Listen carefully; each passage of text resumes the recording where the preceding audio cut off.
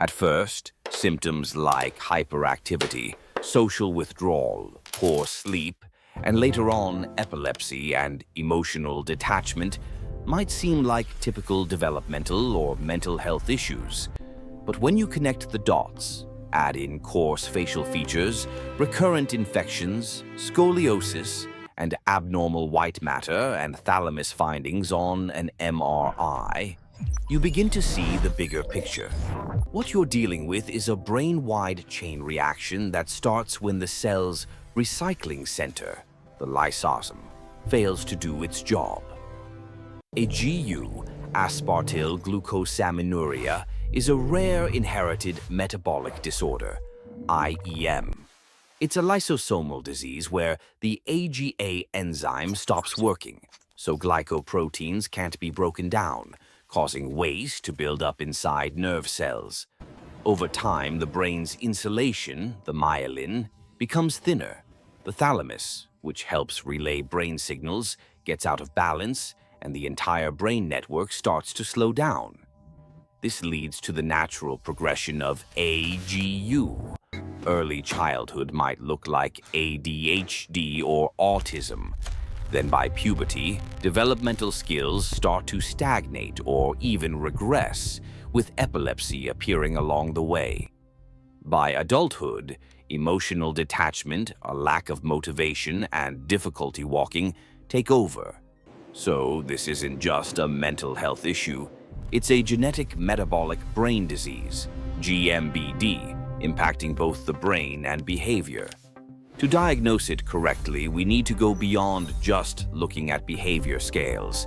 It's time to consider metabolic markers, do genetic testing, and look at evidence from MRI and brain network studies. And when it comes to managing the condition, the focus needs to shift from just treating symptoms and behavior with medications to addressing metabolism and overall care for the entire body. 1. Aspartylglucosaminuria, AGU. In AGU, both copies of the AGA gene are defective, causing the enzyme responsible for breaking down glycoproteins to stop working. As a result, substances like aspartylglucosamine build up inside the cell's recycling center, the lysosome. Over time, this cellular waste damages the cells and disrupts their function, spreading throughout the body, especially the brain. Clinically, this disorder often presents as developmental delays and a gradual decline in intellectual ability, along with features like a coarse facial appearance, recurrent infections, and abnormal bones and joints. As the disease progresses, many patients experience significant mental and motor function decline in adulthood. Speech abilities may slowly disappear, and eventually individuals require full-time care for daily living. 2. The evolution of neurological and psychiatric symptoms at different developmental stages. AGU is a progressive neurometabolic disorder, and its impact changes as the individual ages, with different challenges emerging at each stage. 1. Childhood, ages 2 to 10. In early childhood, AGU is often hard to recognize in terms of outward appearance, but children are typically behind in walking, talking, and learning. By ages 2 to 4, parents might notice a limited vocabulary and delayed speech, with clumsy movements. When they start school, issues with attention and sitting still are common, leading to a diagnosis like ADHD. Some children may also exhibit social withdrawal and a fear of change, leading to a possible misdiagnosis as part of the autism spectrum. But here's the key. This isn't a simple case of personality or parenting. It's the brain struggling due to a metabolic issue. When you notice symptoms like slow language development, attention issues, activity problems, and sleep disturbances, combined with clumsy movements or recurrent infections, it's important to think about AGU as a possible diagnosis. The cause is straightforward. During this stage, the brain's wires and insulation layers, like the white matter and myelin, are supposed to grow quickly. But because of the AGA enzyme deficiency, the myelin doesn't develop properly, and brain signals slow down. An MRI often shows high signals around the ventricles and underdeveloped white matter. The head circumference might be slightly large, but significant brain shrinkage usually hasn't happened yet. So, the child might show moderate delays, but not full regression yet. As for hyperactivity, impulsivity, and social difficulties, they're more likely due to slow connections and sensory processing issues, not just ADHD or autism. 2. Adolescence, ages 10 to 19. By adolescence, many AGU children seem to hit a pause button, even regressing in some skills. While their peers are making strides in cognition, social skills, and independence, those with AGU often seem stuck. Skills they previously learned may even start to decline. An MRI often shows that by this stage, the brain has shrunk, with thinning cortex and slightly enlarged ventricles. The white matter abnormalities become more pronounced, and the myelin either doesn't grow properly or starts to break down. Emotionally and behaviorally, things also become less stable. Anxiety, restlessness, and impulsivity become more common. Seizures, which often begin in the late teens to early 20s, make it even harder to stabilize an already fragile brain network. With hormonal changes during puberty, AGU patients face even more challenges. Boys, during their hormonal peak, can experience a more pronounced struggle, and girls may also be more sensitive due to puberty or other physiological stressors. Simply put, it's the least stable period, requiring close monitoring of brain scans, sleep, and seizure activity while planning interventions and support in advance. 3. Adulthood, ages 20 and beyond. In adulthood, AGU often seems like it's been hit by the fast-forward button. The personality gradually becomes more blunted, and motivation fades. Between ages 25 to 30, cognitive decline accelerates, and physical health starts to seriously decline.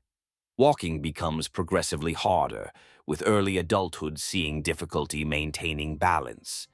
By the time they hit their 30s, many need walking aids or a wheelchair, and by age 40, many can no longer walk independently. This is due to a combination of factors: damage to the brain and spinal cord pathways, coupled with muscle atrophy, joint contractures, increased muscle tone, and poor coordination from the cerebellum. Seizures become more frequent and require long-term medication to control. MRIs show clear signs of brain atrophy, a thinning cortex, a smaller cerebellum, and a shrunken corpus callosum. Over time, iron deposition in the thalamus may appear on specific MRI sequences. These changes correspond to full-blown mental and motor decline. Many patients progress to moderate to severe intellectual disabilities requiring 24/7 care. A small number of patients might also experience brief episodes of psychosis, like delusions or hallucinations in the later stages. SAN AGU Case Study: The Truth Behind a 30-Year Label of Intellectual Disability. Case 1. The truth behind 30 years of a low IQ label. The subject is a 37-year-old male, born full-term with a normal birth weight, but he didn't start walking until 1 year and 4 months, and didn't speak full sentences until about 1 year and 6 months. As a child, his language comprehension fell behind, and he was placed in special education classes. Over time, he began to withdraw from eye contact, felt anxious in complex environments, and became easily agitated if his routine was disrupted. In class, he often stared off into space and needed the teacher to guide him step by step. There was also a seemingly unrelated issue: recurrent diarrhea. Back then, no one made the connection between gut issues and brain development. At around 12 years old, things began to change. Not just a slower pace, but rather stagnation and even regression. The basic skills he had managed to grasp in elementary school, like math and sentence formation, began to deteriorate by middle school. He struggled more and more with walking and often fell without warning. His family noticed that his scoliosis worsened, and when walking, he had to swing his arms out for balance, making his movements look awkward. At this time, he was still diagnosed with low IQ and falling behind. But if an MRI had been done, early white matter abnormalities and mild brain shrinkage would likely have been seen. By his early 20s, the challenges came at him like a series of falling dominoes. His language abilities were almost at a childhood level. Due to poor swallowing coordination, he often choked while eating and had to be hospitalized frequently for aspiration pneumonia.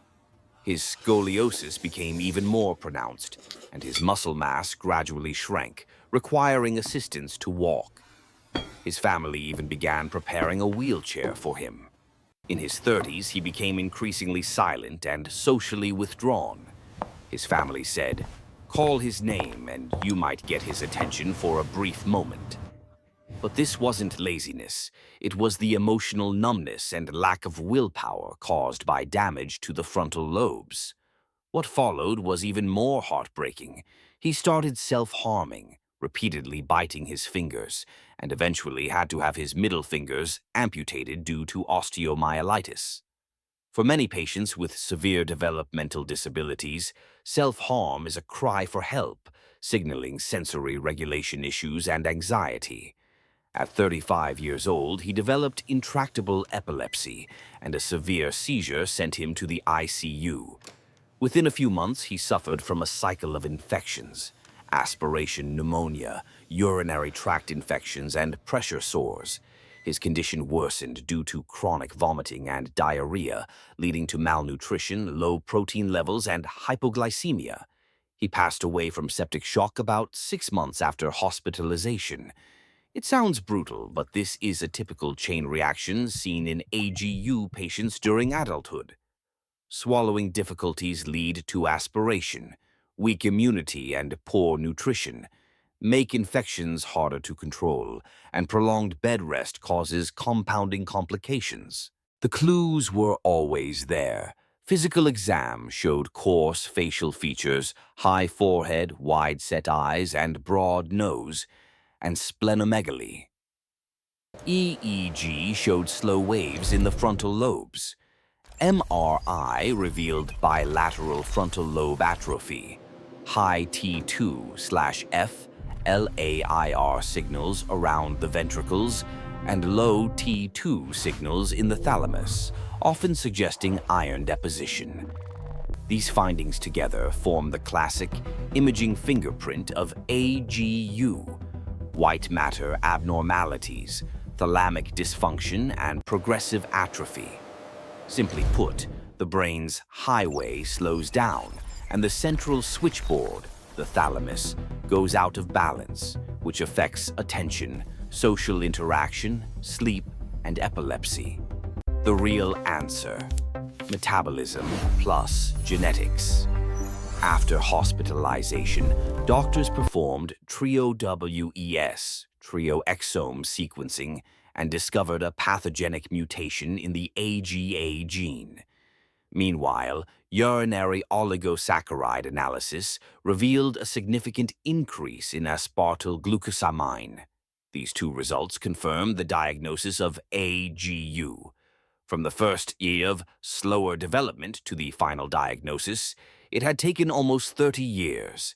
Key takeaways from this case: whenever you see intellectual disability plus developmental regression plus epilepsy together, be sure to consider genetic metabolic disorders, IEMS, as part of the differential diagnosis.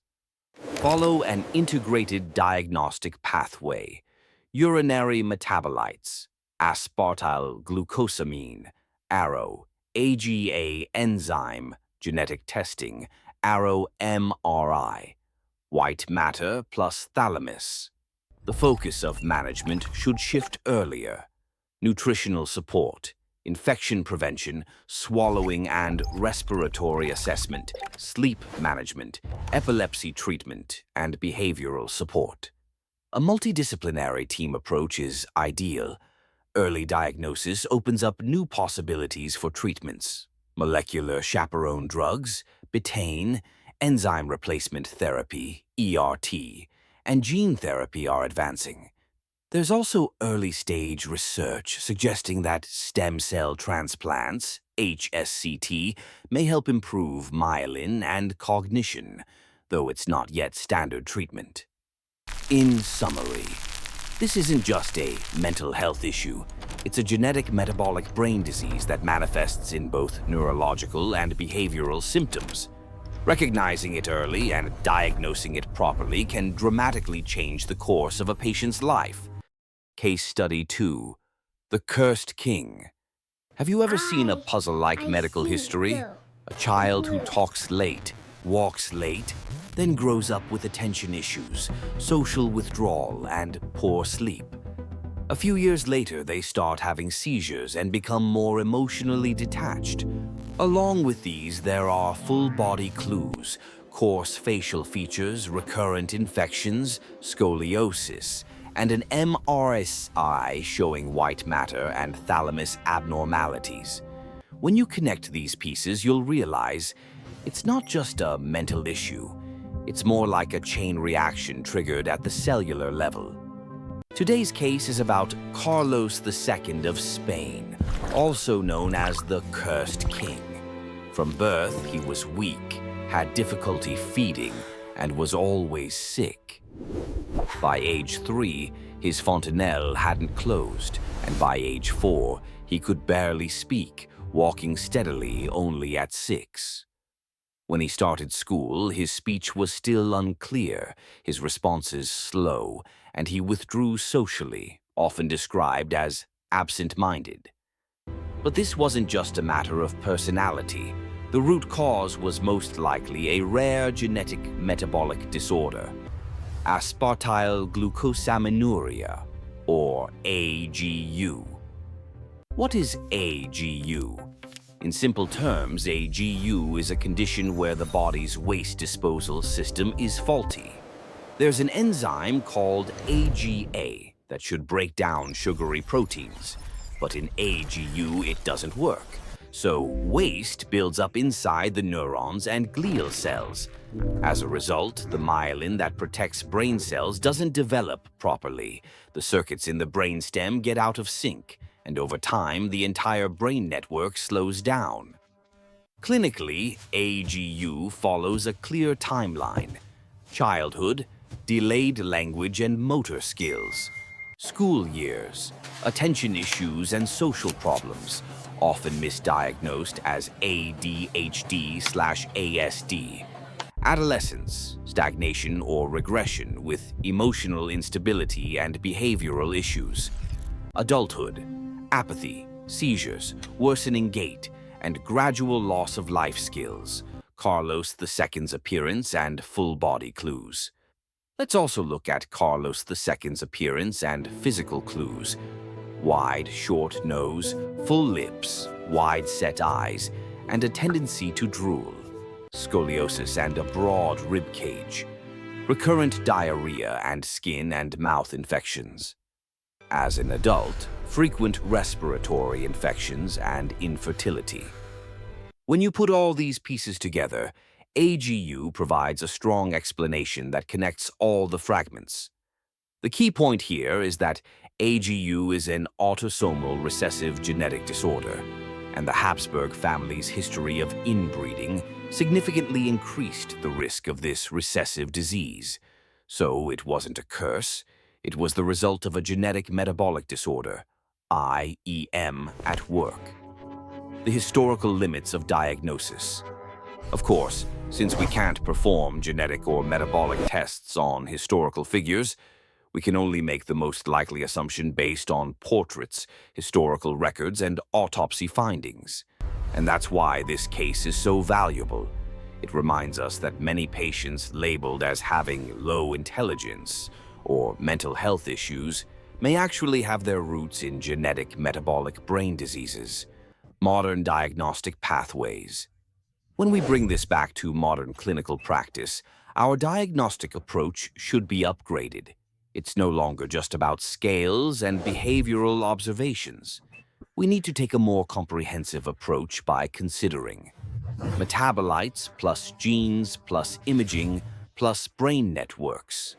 For example, urinary or blood metabolites like aspartylglucosamine, AGU gene mutations, MRI findings, white matter abnormalities, thalamic dysfunction, and progressive atrophy, and, when necessary, combining brain network quantitative measures.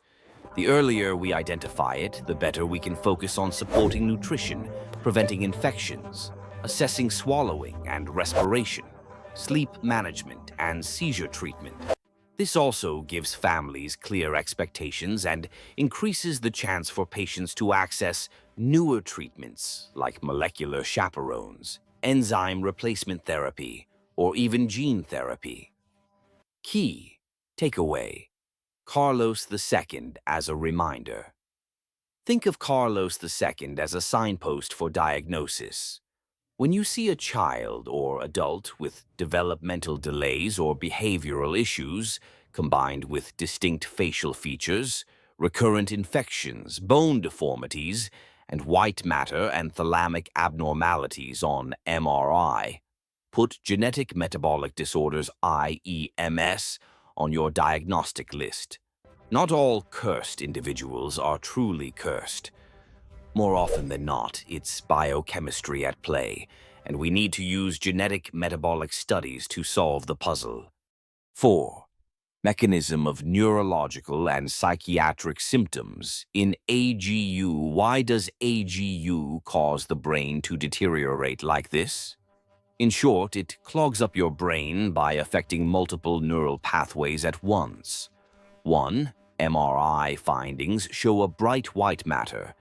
This indicates that the insulating layer around nerve fibers, myelin, isn't forming properly and is gradually deteriorating. The boundary between gray matter and white matter also becomes blurry, disrupting the normal brain circuits. What's even more critical is the thalamus, which serves as the brain's attention and wakefulness switchboard. It appears to be blocked. MRI shows signs of rust-like deposits in this area.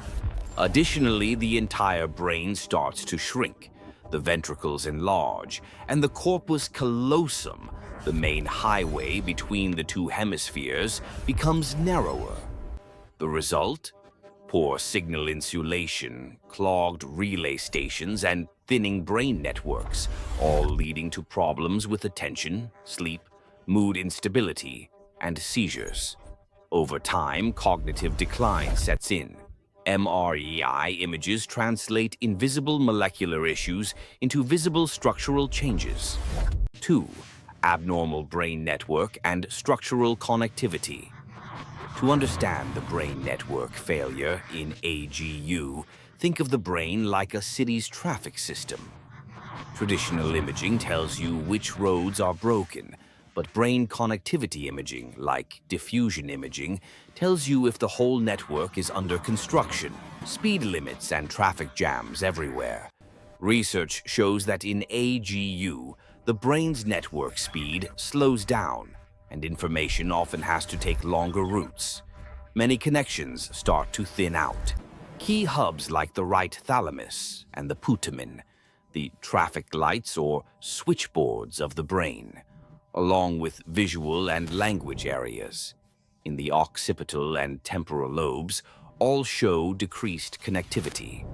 As a result, people experience poor attention, drowsiness, awkward movements, and difficulty processing information like vision and language.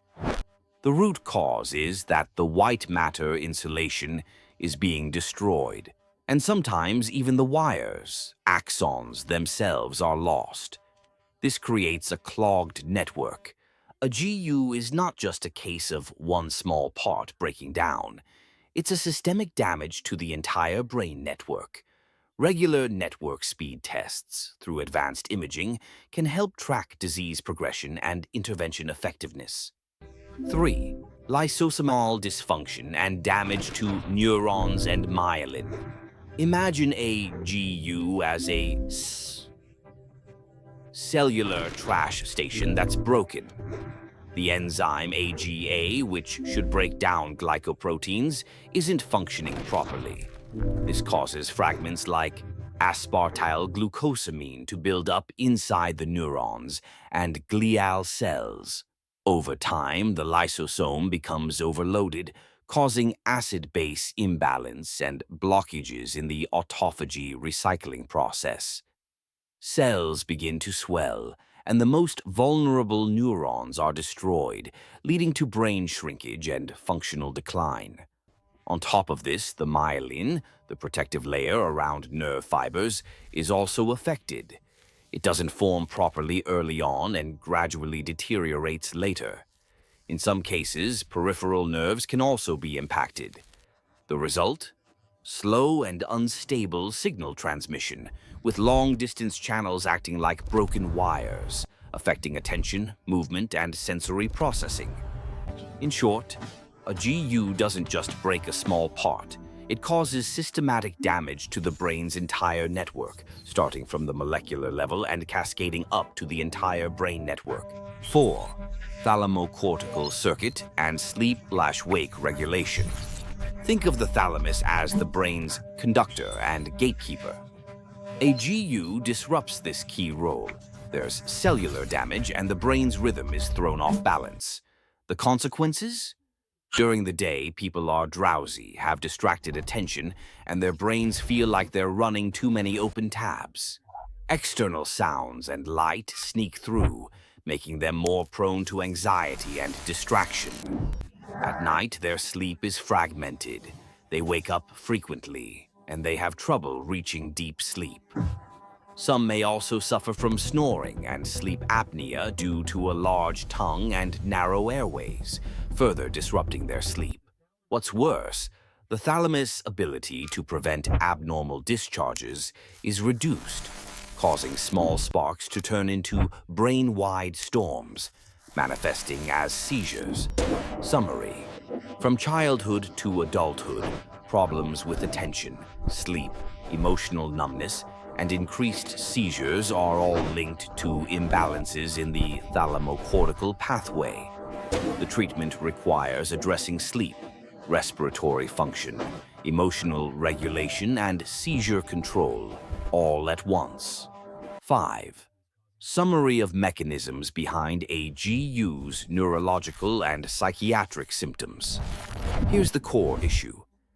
A GU's symptoms of poor attention, like ADHD, social withdrawal, like autism, occasional delusions, and seizures, along with persistent sleep problems, all share the same pathological chain.